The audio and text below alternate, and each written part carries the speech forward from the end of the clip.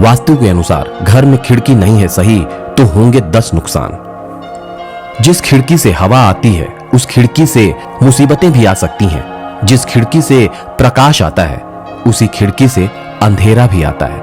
आपके घर की खिड़की यदि उचित दिशा में नहीं है तो वास्तु दोष निर्मित होता है और इसका जीवन पर नकारात्मक प्रभाव पड़ता है। तो आइए जानते हैं कि मकान की खिड़की यानी विंडो किस दिशा में होना चाहिए और यदि उचित दिशा में नहीं है तो क्या होगा इसका नुकसान।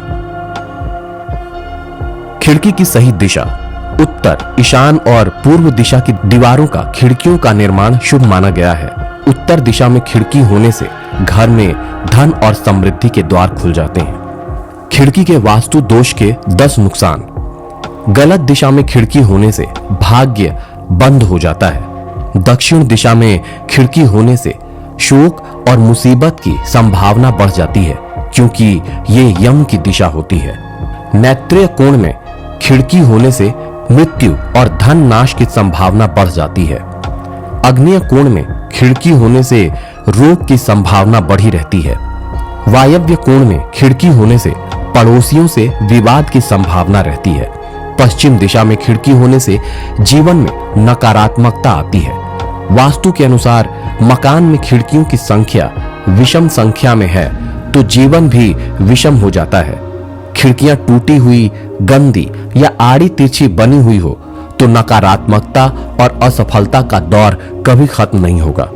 खिड़कियों में वास्तु दोष है तो जीवन में अचानक होने वाली घटनाएं बढ़ सकती हैं। गलत दिशा में खिड़की होने से रात में नींद भी अच्छे से नहीं आती और भय भी बना रहता है। खिड़कियां कभी भी घर से संधि भाग में ना बनवाएं। गलत दिशा में खिड़कियां हैं तो उस पर मोटा पर्दा लगा दें।